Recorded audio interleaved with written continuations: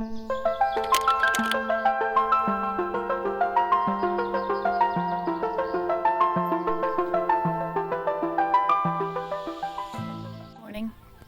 I woke up a little earlier today to take Brandy on a walk around this lake while it was quiet.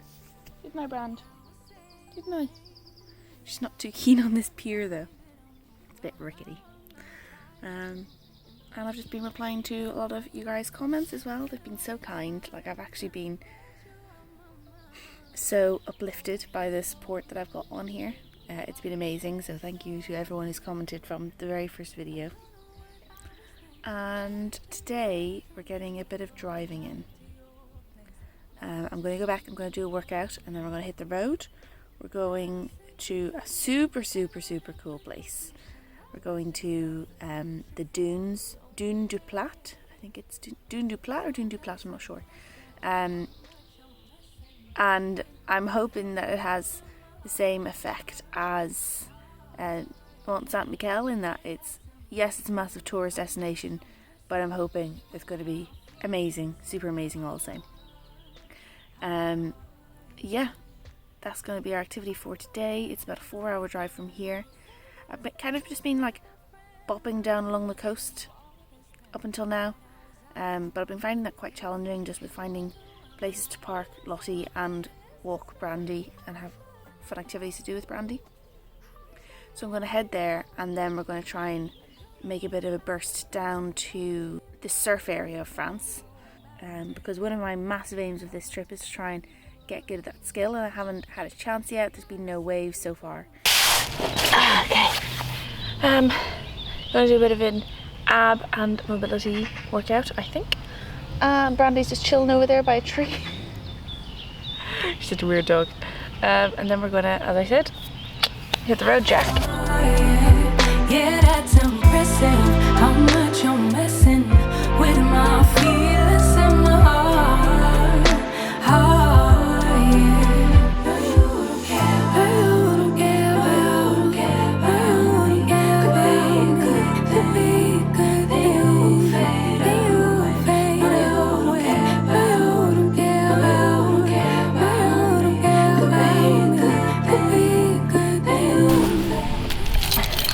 I never hate burpees any less. That was good to get that done before the heat came out in the day. So while I was doing my workout, I was playing music on my phone, not very loud, on like one of the lowest settings, but just, it was on.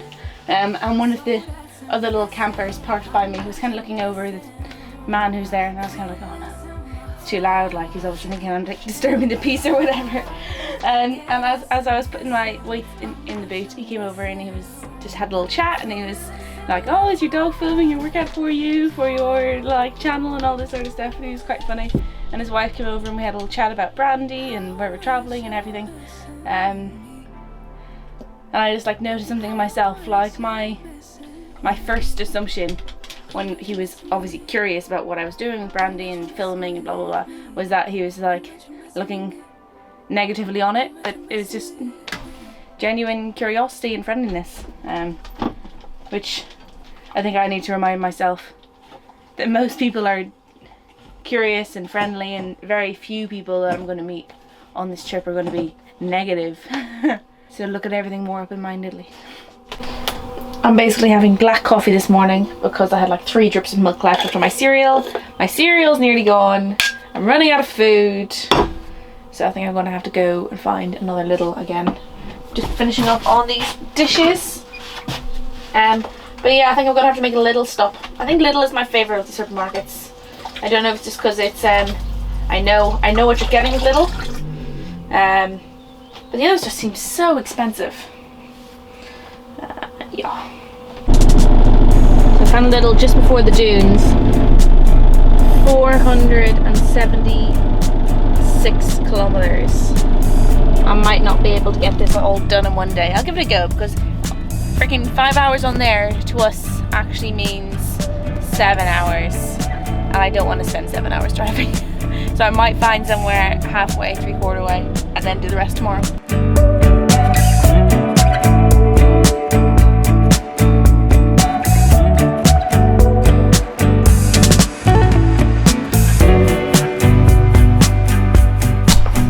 for a break in a beautiful little town. Near the Dordogne region, but not quite there. Stunning.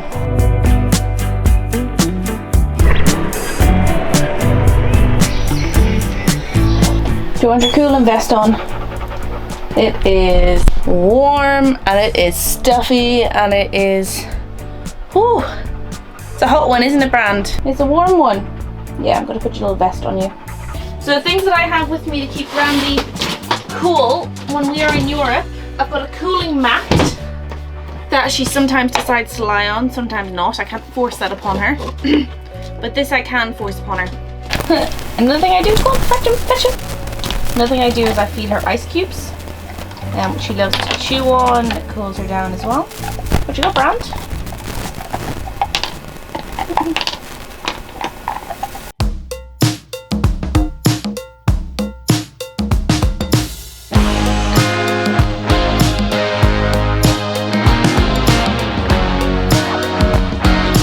Just ticked over 1,000 miles. I wanted to catch it on camera and I've been watching it for ages. And then it just clicked and I hadn't let the camera out. 0, 0, 0. I actually thought it would go up to 1,000, but it just resets. Who knew? I'm having an awesome drive. I've been behind the wheel all day and I'm absolutely freaking loving it. We've got 27 minutes left and I'll catch you then when we arrive.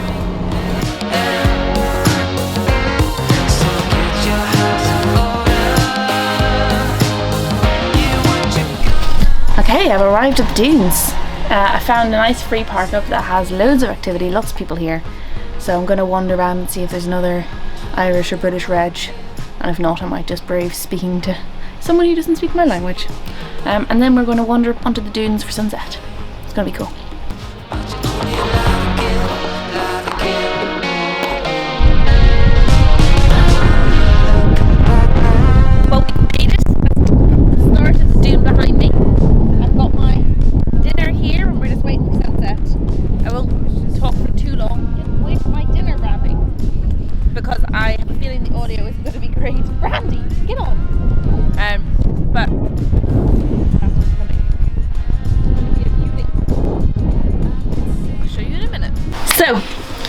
As you can see, this is not a sunset drone shot.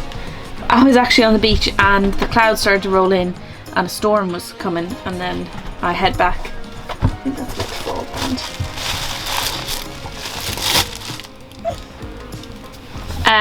So I came back and then the storm started to ease off, so I kind of did my lap of the actually really good spot here. I'll drop the Park for Night link in the description below. So it's by the Dunes de Pilat, I guess I can say it. But it's not one of the campsites, it's like a free camping area, and then there's also like a bar and restaurant and stuff down by the sea, but it's like on the edge of the dune.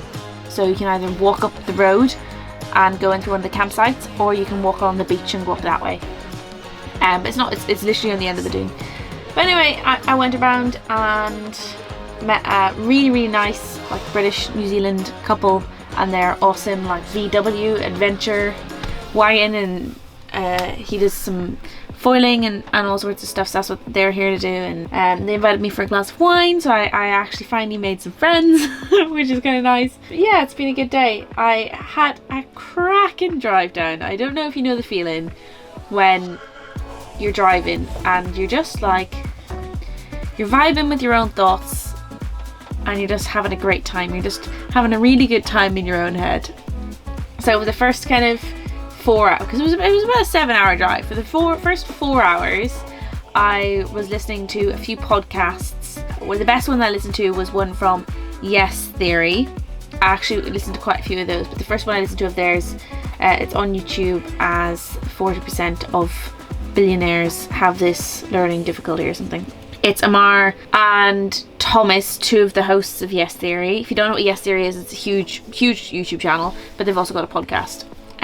Two of their hosts, and then they had a guest on called Cliff, and they were talking about dyslexia and ADHD, and I think Amar has ADHD and the other two have dyslexia, and they were talking about kind of how it affected them growing up, the things that they did to kind of work the system essentially in their favour, and the systems and coping mechanisms and stuff that they came up with to be successful, which really resonated with me because that's exactly what I did as a kid. I have dyslexia. I was diagnosed when I was in primary school, and I'm super fortunate that it was never labelled to me, at least early on as a child, as like a learning disability or difficulty or anything like that. It was like, oh, you've got dyslexia, your brain works in a different way, it's essentially a superpower, which was absolutely great. I'm really lucky that my parents framed it in that way for me.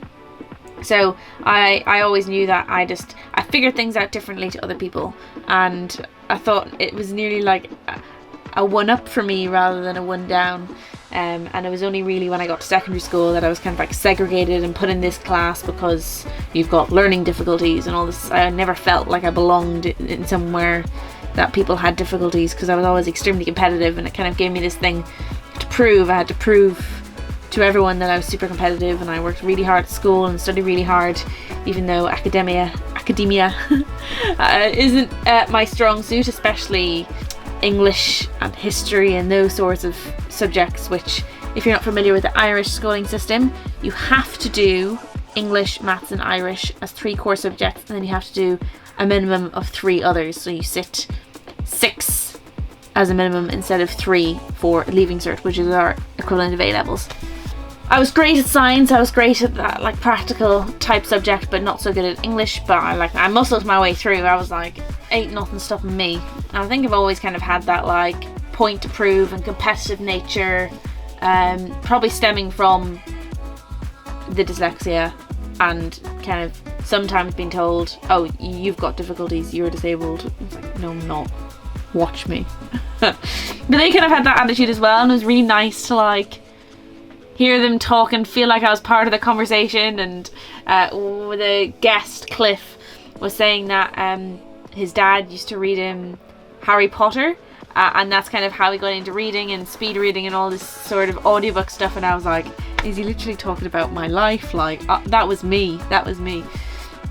And then I kind of got down a rabbit hole with some of the other Yes Theory podcasts, and it's a lot, their stuff is very wholesome. It's a lot about like being the best version of yourself, challenge yourself, putting yourself out of your comfort zone. And if any of you have been watching these vlogs religiously, you'll see that I am well and truly outside of my comfort zone. Not with the driving, not really with the moving around France, but like with interacting with other humans. Which sounds so stupid. Like, it honestly sounds so stupid, but for some reason on this trip I've just been a total little wimp baby, and every time I'm like trying to like egg myself on to like interact with other humans, I like chicken out. So I'm determined now that that's gonna stop, and I'm gonna face this, like I'm gonna label it as social anxiety, because I've got to give it a name. That's probably what it is. It's social anxiety. So I've been making more of an effort now to just say hello and smile at people firstly, which is like, not that I was being cold to people before, but just like opening myself up for a conversation. And even if that conversation is as far as hello, goodbye, but sometimes it's gonna be, would you like to sit down for a glass of wine and chat about stuff, which is really nice. So I'm going to do that a lot more. I put myself out there a lot more, because it's a muscle as much as anything else is. And the only way that you conquer, I'm not going to call it a fear because that's a bit extreme, but the only way that you conquer anything that you're nervous about or isn't inside of your comfort zone is exposure. Exposure always numbs you to a thing. So I feel really good now, actually. Maybe it's the red wine, I don't know. And today I was on that drive. I've got this like, I don't know if any of you have a playlist that you save as like that little extra sprinkle of like go-go juice. But I've got this playlist, and I made it for my very, very first ever long drive / road trip thing. I didn't learn how to drive till I was 21, and then the first long drive I did was from the UK across to Ireland on the ferry, and I was driving 4 people.